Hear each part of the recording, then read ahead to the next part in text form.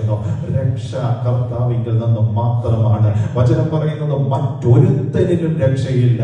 നാം രക്ഷിക്കപ്പെടാൻ ആകാശത്തിന്റെ കീഴിൽ മനുഷ്യരുടെ ഇടയിൽ നൽകപ്പെട്ട ഒരേ ഒരു നാമം യേശു ക്രിസ്തുവിന്റെ നാമം. രക്ഷപ്പെടാൻ വേറെ ഒരു വഴിയില്ല.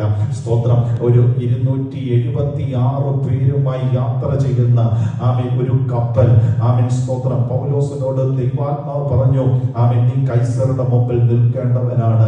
സ്തോത്രം. പക്ഷെ കപ്പൽ തകരും. ഒരാളുടെ പ്രാണന് പോലും ദോഷം വരത്തില്ല.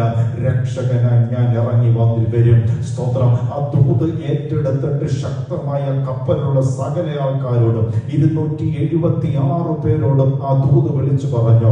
സ്തോത്രം. ആ കപ്പൽ തകർന്ന് തരിപ്പണമായി പോയി. എല്ലാരും വിചാരിച്ചു രക്ഷപ്പെടത്തില്ലെന്ന്. പക്ഷെ ദൈവം പറഞ്ഞു രക്ഷപ്പെടുത്തുമെന്ന്. ഈ പകലിൽ എത്ര പേർ വിശ്വസിക്കുന്നുണ്ട്?